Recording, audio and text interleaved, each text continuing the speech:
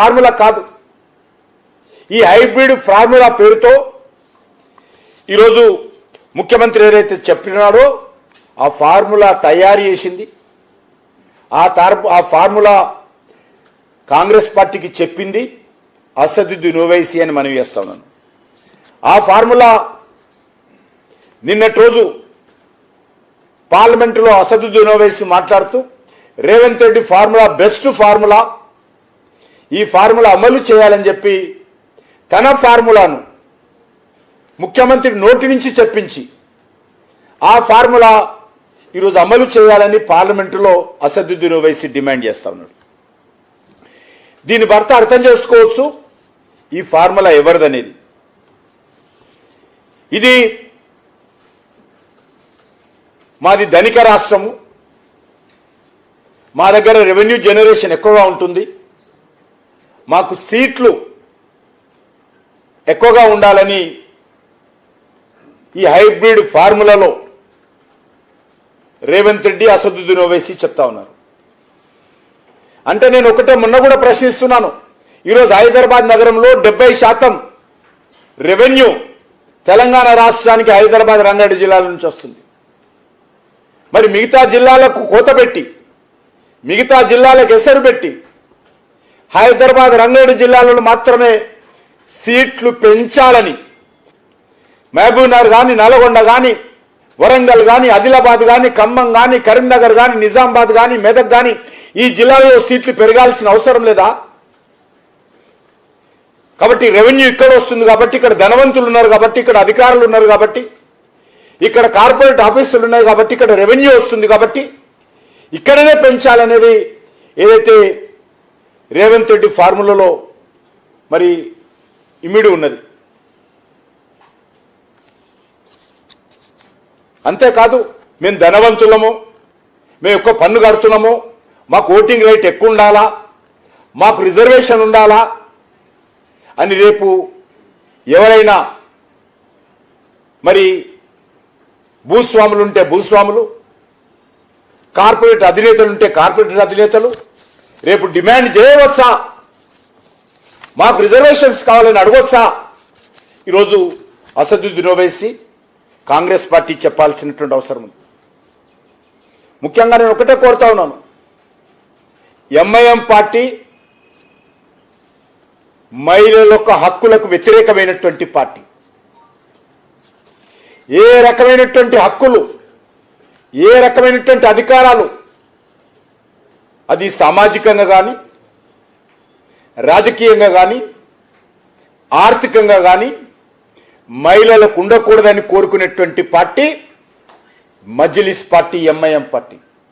అలాంటి పార్టీతో కాంగ్రెస్ పార్టీ, అలాంటి పార్టీతో బీఆర్ఎస్ పార్టీ అంట కాగి ఈరోజు ఈ యొక్క రిజర్వేషన్స్ యొక్క చట్టాన్ని, నియోజకవర్గాల పునర్విభజన చట్టాన్ని ఈరోజు అడ్డుకుంటున్న విషయాన్ని సందర్భంగా మనం చేస్తున్నాను.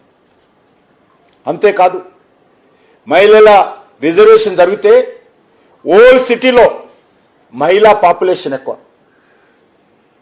మజ్లిస్ డామినేటెడ్ ఉన్నటువంటి ఏరియాలో మహిళల పాపులేషన్ ఎక్కువ. ఎక్కడ మహిళలకు మజ్లిస్ పార్టీ ఎమ్మెల్యేలు ఉన్నటువంటి ప్రాంతంలో, మహిళల ఎంపీ ఉన్నటువంటి ప్రాంతంలో ఎక్కడ మహిళలకు రిజర్వేషన్ జరుగుతుందనేటువంటి కుట్రతో, మహిళల మీద వివక్షతతో, మహిళల మీద అక్కస్తో, మహిళల మీద కక్షతో ఈరోజు ఎంఐఎం పార్టీ ఈ యొక్క రిజర్వేషన్స్ వ్యతిరేకిస్తుంటే దానికి రేవంత్ రెడ్డి వంత పాడతాడు, దానికి ఈరోజు కేటీఆర్ వంత పాడతాడు. నేను ఒకటే అడుగుతా ఉన్నాను, మత ఛాదసవాదంతో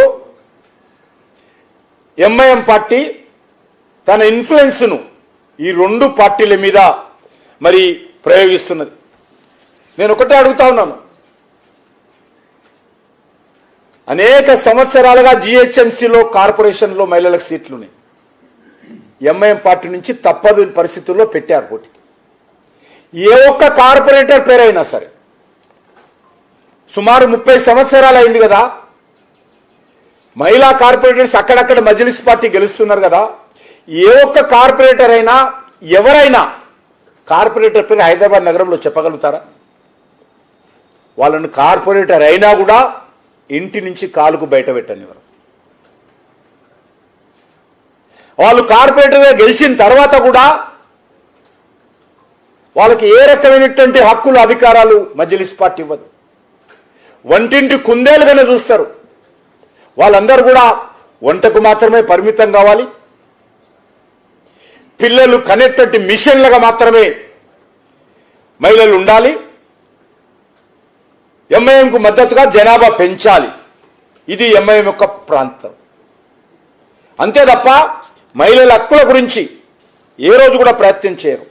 నేను ఇంతకుముందు చెప్పినట్టు మహిళా కార్పొరేటర్స్ వాళ్ళ అధికారాలు ఏ రకంగా తొక్కి పెడుతున్నారో, ఏ రకంగా వాళ్ళ సెక్షన్ అణిచివేస్తా ఉన్నారో మనకందరికీ తెలుసు. అందుకే నేను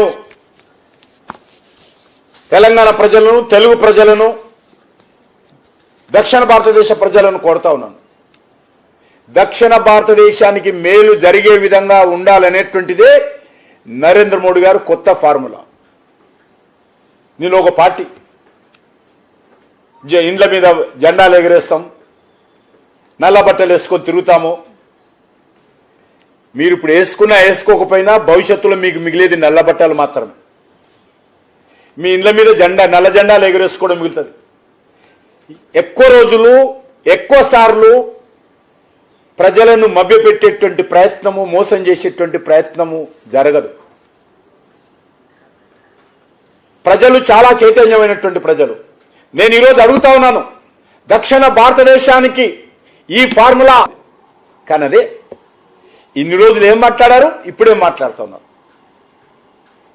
ఇన్ని రోజులు మాట్లాడింది ఒక మాట, ఈరోజు ఒక మాట.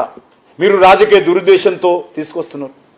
అదే దక్షిణ భారతదేశానికి నష్టం జరగొద్దు, తెలంగాణకు నష్టం జరగొద్దు, ఆంధ్రప్రదేశ్కు నష్టం జరగొద్దు, కర్ణాటక నష్టం జరగొద్దు, కేరళకు నష్టం జరగొద్దు, తమిళనాడుకు నష్టం జరగొద్దు అనేటువంటి ఉద్దేశంతో ప్రజల యొక్క సెంటిమెంట్ను అర్థం చేసుకొని